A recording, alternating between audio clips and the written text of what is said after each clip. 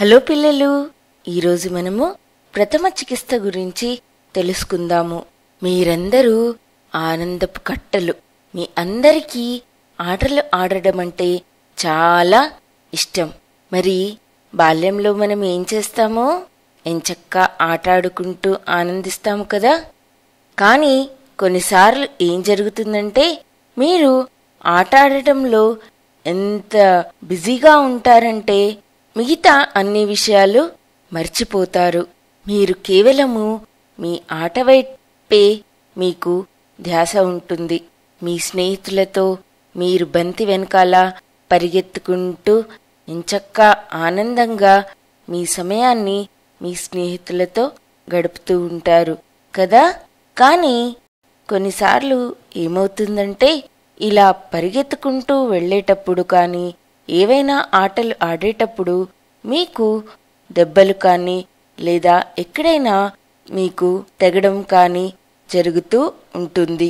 మీలో చాలామంది ఇలా తగిలిన దెబ్బలను పట్టించుకోపోవచ్చు.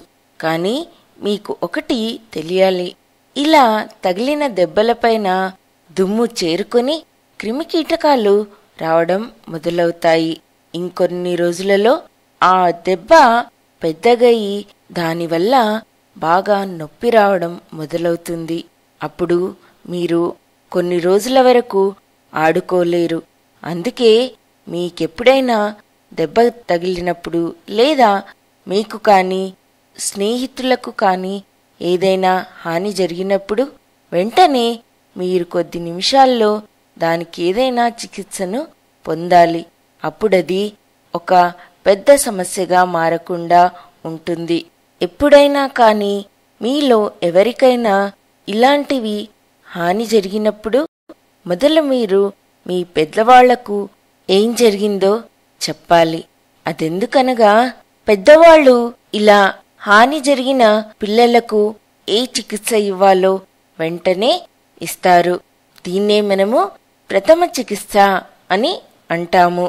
అయితే ఇలా జరిగినప్పుడు మనం మొదలు ఏం చేయాలి? మీ స్నేహితులలో ఎవరికైనా ఇలా దెబ్బలు తగిలినప్పుడు మొదలు మనము ఆ దెబ్బను పెద్దదిగా మారకుండా మనం దాన్ని శుభ్రపరచాలి. దానిపైన ఉన్న దుమ్మును నీటితో కడగాలి. అయితే ఇప్పుడు దానిపై క్రిమికీటకాలు రాకుండా ఏం చేయాలి? దానికోసము మనకు ఒక ప్రత్యేకమైన మందు దొరుకుతుంది. దానితో మనము ఈ క్రిములను శుభ్రపరచవచ్చు. దాన్ని మనము యాంటీసెప్టిక్ అని అంటాము. సాధారణంగా మీరు ఈ యాంటీసెప్టిక్ ని చూసే ఉంటారు. ఉదాహరణకు డెటాల్, స్పిరిట్ ఇవన్నీ మీ ఇంట్లో ఉంటాయి కదా. మరియు ఒక కాటన్ ముక్కను యాంటీసెప్టిక్ లో ముంచి దానితో మీకు తగిలిన దెబ్బను శుభ్రపరచవచ్చు. మొదలు మీరు నీటితో ఆ దెబ్బను కడిగాక ఈ యాంటీసెప్టిక్ ని దానిపైన పెట్టాలి. అప్పుడు మీ దెబ్బలు చాలా త్వరగా కోలుకుంటాయి. ఒకవేళ మీరు ఈ దెబ్బను అలానే తెరిచి ఉంచినట్టయితే అప్పుడు దానిపై దుమ్ము చేరుకొని దానిపై క్రిములు రావడం మొదలవుతాయి. అలా అది చాలా పెద్దదయ్యే అవకాశాలు ఉన్నాయి. అందుకే మనము ఈ దెబ్బలను కాటన్తో శుభ్రపరిచి ఆ తరువాత దానిపై బ్యాండేజ్ను పెట్టాలి. ఇప్పుడు మీ దెబ్బ సురక్షితంగా ఉంటుంది మరియు చాలా తొందరగా నయమవుతుంది. మీరు అనుకోవచ్చు, ఇవన్నీ ఉన్నాయే, యాంటీసెప్టిక్ క్రీమ్, కాటన్, డెటాల్ మొదలైనవన్నీ మనకు ఇలా దెబ్బలు తగిలినప్పుడు దొరక్కపోతే ఏం చేయాలి అని.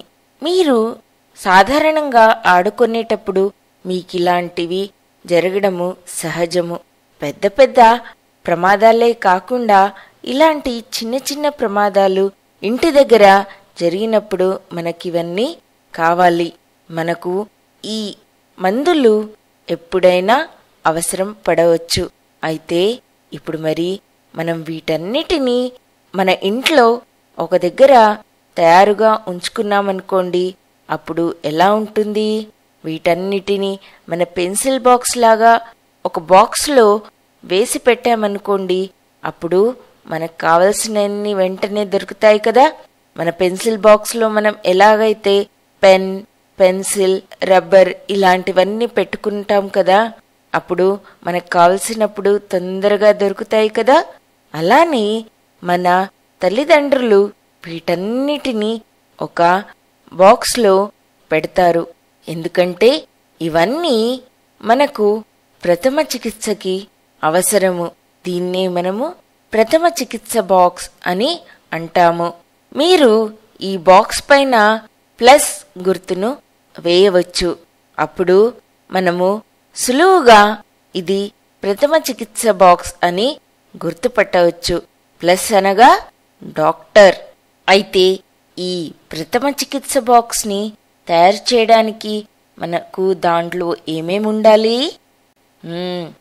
దానిలో మనము యాంటీసెప్టిక్ అనగా డెటాల్ లేదా స్పిరిట్ లాంటివి ఏవైనా పెట్టుకోవాలి. అలానే ఒక యాంటీసెప్టిక్ క్రీమ్ని కూడా పెట్టాలి. కాటన్ మరియు గాజు కట్టును కూడా మనము ఉంచుకోవాలి. ఎందుకంటే మనం ఈ క్రీమ్ని లేదా యాంటీసెప్టిక్ని పెట్టాక మనం దెబ్బలను కట్టామనుకోండి, అప్పుడు అది త్వరగా నయమవుతుంది. తర్వాత ఒక చిన్న కత్తెర, మరి మనం కట్టాక దాన్ని కత్తిరించడానికి కావాలి కదా. ఇవన్నీ మీకు మందుల దుకాణంలో దొరుకుతాయి. పిల్లలు, మీరంతా ఎంచక్కా ఆడుకుంటూ ఆనందించండి.